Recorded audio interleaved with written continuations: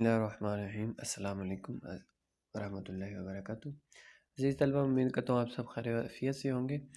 تو جیسا کہ ہم نے آن لائن تعلیم کا سلسلہ شروع کیا ہوا ہے، اسی سلسلے کو ہم آگے بڑھاتے ہوئے جو سبق ہم نے شروع کیا ہوا تھا لہو اور قالین، اس کا پہلا پیراگراف، پہلا اقتباس کل ہم نے پڑھا، تو آج اس کو ہم مکمل پڑھیں گے۔ اور پڑھنے کا مقصد یہ نہیں ہے کہ صرف اس کی کہانی سننی ہے، نہیں، بلکہ اس میں سے جو نتیجہ میں نے آپ کو کل بھی نکال کے دیا تھا، وہ جو کیا تھا وہ آپ نے ذہن میں رکھنا ہے، اور اس کے علاوہ جو نتائج اس سے اخذ ہوتے ہیں وہ آپ نے اخذ کرنے ہیں۔ اور اس کے علاوہ جو سب سے اہم معاملہ ہے، جو سب سے اہم چیز ہے، وہ یہ ہے کہ جو اس میں الفاظ ادا ہوئے ہیں وہ آپ نے ان میں سے جو ٹھیک طرح سے نہیں ادا کر سکتے، ان کی ادائیگی آپ نے غور سے سننی ہے۔ تو آج ہم جو اس سبق لہو اور قالین جو ڈرامہ ہے مرزا ادیب کا، اس کی پڑھائی کرتے ہیں۔ کل ہم نے پہلا اس کا منظر دیکھا تھا، آج اس سے آگے ہم شروع کرتے ہیں۔ تجمل: یہ اختر کہاں ہے بابا؟ بابا: ادھر باغ میں ہے سرکار۔ تجمل: ابھی تک باغ میں؟ وہاں کیا کر رہے ہیں؟ بابا: ٹہل رہے ہیں۔ میں نے کہا بھی سرکار ناشتہ تیار ہے، اندر آ جائیں، مگر انہوں نے تو مجھے جھڑک دیا۔ ابھی تک دھوپ میں ٹہل رہے ہیں۔ رات سرکار خاموش ہو جاتا ہے۔ تجمل: رات کیا؟ بابا: میں تو ڈر ہی گیا تھا۔ ہوا یہ سرکار کہ میری اچانک آنکھ کھل گئی۔ دیکھتا کیا ہوں کہ باغ میں کوئی شخص گھوم رہا ہے۔ شور مچانے ہی والا تھا کہ اختر میاں کے ہاتھ میں ان کی چھڑی نظر آ گئی۔ تجمل: اس قسم کے لوگوں کی یہ عادت ہوتی ہے، ہر وقت کسی نہ کسی سوچ میں ڈوبے رہتے ہیں، الگ تھلگ رہنا چاہتے ہیں۔ بابا: سرکار، میں تو نہ خود یہاں آتا ہوں اور نہ کسی کو یہاں آنے دیتا ہوں۔ ذرا صفائی کے لیے 5-10 منٹ کے لیے آ جاتا ہوں، میں نے کہا سرکار۔ تجمل: کیا ہے؟ بابا: شاید کچھ ایسے میں چند روز سے۔ تجمل: پھر وہی بات، ایک بار کہہ جو دیا، تم فنکاروں کو نہیں سمجھ سکتے، یہ ہر وقت یوں ہی پریشان رہتے ہیں۔ بابا: کچھ نہ سمجھتے ہوئے؟ اچھا سرکار۔ تجمل: بلا لاؤ انہیں، جلدی کرو۔ بابا: بہتر۔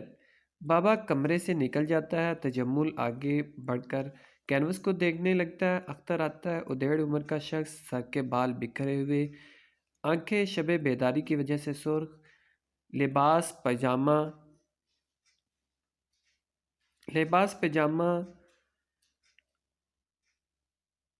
اور قمیص، آستینیں چڑھی ہوئی، آنکھوں کے گرد ہلکے زیادہ نمایاں۔ اختر تجمل کی طرف کچھ دیکھے بغیر: کہیے۔ تجمل: بڑی دیر تک ٹہلتے رہے ہو آج؟ اختر: جی ہاں۔ تجمل: ایک بہت بڑی خوشخبری سنانے آیا ہوں تمہیں۔ ابھی میرے ایک دوست نے فون کیا ہے کہ ججوں نے تمہاری تصویر کو اول انعام کا مستحق قرار دیا ہے۔ میں نے تفصیل معلوم کرنے کے لیے رؤف کو بھیج دیا ہے، ابھی آ جائے گا۔ اختر: مجھے اخبار سے معلوم ہو چکا ہے۔ تجمل اختر کی بے نیازی پر متعجب: تمہیں اس کا علم تھا؟ اور اختر: اخبار صبح سویرے مل جاتا ہے۔ تجمل: تمہیں یہ خبر سن کر اتنی خوشی نہیں ہوئی جتنی ہونی چاہیے تھی؟ میرا خیال ہے یہ تمہارا بہت بڑا کارنامہ ہے۔ اختر خاموش ہے۔ تم نے ملک کے تمام مصوروں کے مقابلے میں یہ انعام جیتا ہے، یہ کوئی معمولی اعزاز نہیں۔ میں نے اس خوشی پر آج شام چائے کا اہتمام کیا ہے۔ تمہیں مبارکباد دینے شہر کے معززین آ رہے ہیں، سنا تم نے؟ اختر خاموش۔ تجمل: کیا کہا؟ اختر: کچھ نہیں۔ تجمل: کچھ نہیں؟ اختر کے چہرے کو غور سے دیکھ کر: شاید بابا نے غلط نہیں کہا تھا؟ معلوم ہے اس نے کیا کہا تھا؟ اختر: جی نہیں۔ تجمل: اس نے کہا تھا مسکرا کر، ہمارے مصور کے ساتھ کچھ گڑبڑ ہے۔ ان دنوں تمہارا کیا خیال ہے اپنا؟ اختر: صحیح کہا اس نے۔ تجمل: یعنی کہ؟ اختر: یہی کہ یہاں سے رخصت ہونا چاہتا ہوں۔ تجمل: کیا کہا؟ لہجے میں حیرت: رخصت ہونے کی ضرورت؟ اختر: میرا دل چاہتا ہے۔ تجمل: کوئی شکایت، کوئی تکلیف؟ اختر: کوئی شکایت نہیں۔ تجمل: پھر بات کیا ہے؟ اگر کوئی تکلیف ہے تو صاف کیوں نہیں کہہ دیتے؟ تمہارے لیے کچھ نہیں کیا اور کیا کچھ نہیں کیا جائے گا؟ اختر میں اس کے لیے آپ کا شکر گزار ہوں، پھر بھی۔ تجمل پھر بھی کا کیا مطلب؟ اختر مجھے جانا ہی چاہیے۔ تجمل بیوقوف نہ بنو اختر، یہ بیٹھے بیٹھے آج تمہیں کیا ہو گیا ہے؟ اختر اختر اس کا جواب دے چکا ہوں۔ تجمل اگر تمہیں کچھ نہیں ہوا تو اس بیوقوفی کی وجہ ذرا سوچو تو، یہاں آ کر تم نے کتنے بڑے کارنامے انجام دیے ہیں، کتنی زبردست قدر و منزلت حاصل کی ہے۔ اس سے بڑی عزت کیا ہوگی کہ آج تم ملک کے بہترین مصور سمجھے جاتے ہو؟ اور کیا چاہیے تمہیں؟ اختر اس کے لیے میں آپ کا تہہ دل سے شکریہ ادا کرتا ہوں۔ تجمل مجھے شکریہ کی ضرورت نہیں، صاف صاف بتاؤ تمہیں تکلیف کیا ہے، کس چیز کی کمی محسوس ہوتی ہے اور کیا چاہیے تمہیں؟ اختر مجھے کچھ نہیں چاہیے، رخصت ہونے کی اجازت دیجیے۔ تجمل اس پاگل پن کی اجازت کیوں دے سکتا ہوں؟ اختر آخر کیوں؟ تجمل اس کی بڑی وجہ تم نہیں جانتے کیا؟ اختر خاموش رہتا ہے۔ سنا ہے آرٹسٹوں پر کبھی کبھی دورے بھی پڑتے ہیں، شاید۔ اختر کی طرف مسکرا کر دیکھتا ہے۔ اختر کا چہرہ بدستور سنجیدہ ہے۔ کچھ اس قسم کی بات معلوم ہوتی ہے۔ اختر مجھے مجبور نہ کیجیے۔ تجمل کیا حماقت ہے، ایک شخص کو دلدل سے نکالا جاتا ہے اور جب وہ کامیاب ہو جاتا ہے تو پھر اسی دلدل میں چھلانگ لگانے پر آمادہ ہو جاتا ہے۔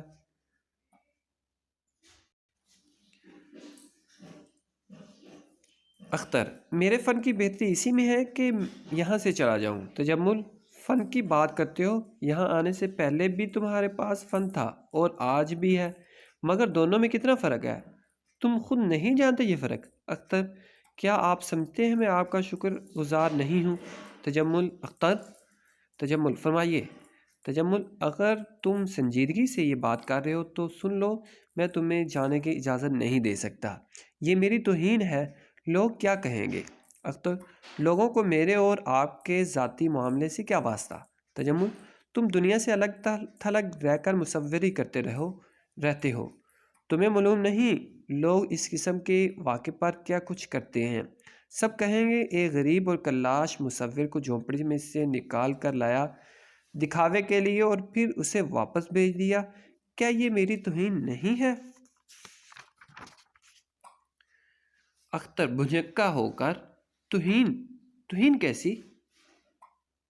تجمل اتنی موٹی سی بات بھی نہیں سمجھ سکتے؟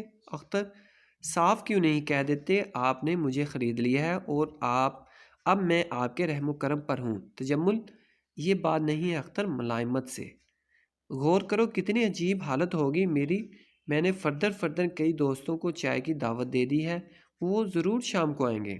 اختر میرے جانے یا نہ جانے سے اس دعوت پر کیا اثر پڑ سکتا ہے؟ تجمل میں سمجھتا ہوں نہ فرق پڑتا ہے، اب اس پاگل پن کو چھوڑو اور اطمینان کے ساتھ بیٹھ جاؤ۔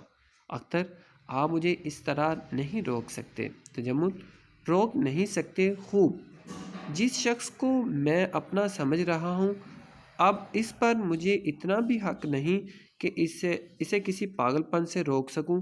آج تم اتنی بلندیوں پر پہنچ گئے ہو، اس لیے جانا چاہتے ہو، تم میں اس بات کا احساس نہیں کہ تمہیں ان بلندیوں تک پہنچانے میں نے بھی کچھ حصہ لیا ہے؟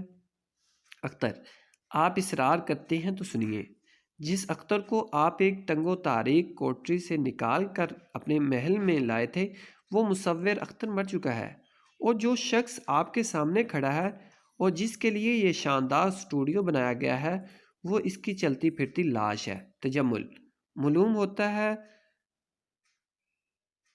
دورہ بہت شدید ہے، مجھے ڈاکٹر کو فون کرنا چاہیے۔